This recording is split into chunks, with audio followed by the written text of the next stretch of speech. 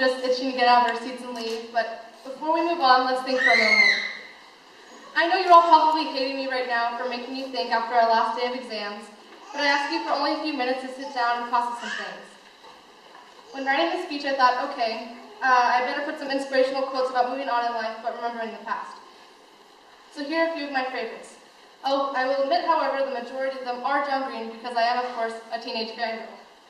In case you have been living under a rock for the past couple years and don't know who John Green is, he's the author of the incredible book, The Fault in Our Stars, and many other beautiful novels, including but not limited to Looking for Alaska and Abundance of Catherines. Those are some of my favorites and ones I highly recommend. So here we go, quote number 1. What is the point of being alive if you don't at least try to do something remarkable? John Green. Number 2, you can love someone so much, you can never love someone as much as you miss them. John Green. Number 3, I go to see a great perhaps, Francois Rabelais. I think these quotes are the kind of things we need to have stored in our back pockets. Things to remind us as poetic as we are, we can never be quite as good as John Green. All joking aside, these are good things to remember as we graduate from 8th grade to high school. As we walk across the stage smiling, praying that we don't trip in our new heels or that our parents aren't sobbing, we tend not to think, wow, I may actually miss some of you people, or I'm going to actually have to face the reality of growing up. Maybe not thinking those things is a good thing. Our brain shouldn't be overcrowded with these haunting thoughts. But as much as you don't want to think about it, it needs to be thought about eventually. You can't ignore reality forever because one day it's going to find you and slap you in the face. And the pain doesn't tend to wear off. The reality stings like 1,000 bees. I know facing reality is very hard, so let's try to do it together. Facing it together will lessen the pain and the sting. So we ask the question, quote number 1. What is the point of being alive if you don't at least try to do something remarkable? Well, I think this is a very valid question. I think this question is relatable because its meaning can be a bit altered to apply to everyone because everyone's definition of remarkable is different.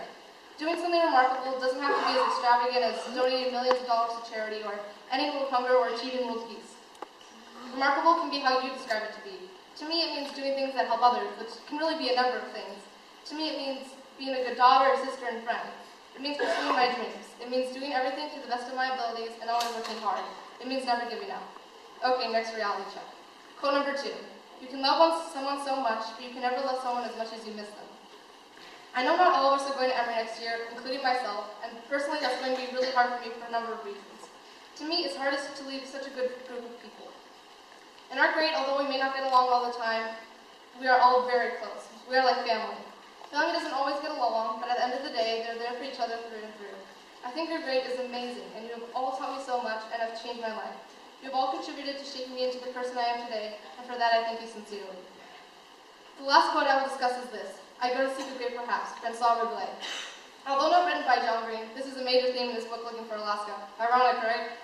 I think these words are great because just like in my first quote, we can interpret it in our own ways. It's not saying I go to seek a successful and financially stable job will make my parents proud. The great perhaps can be whatever we choose it to be, and we can make our own pathway into its achievement.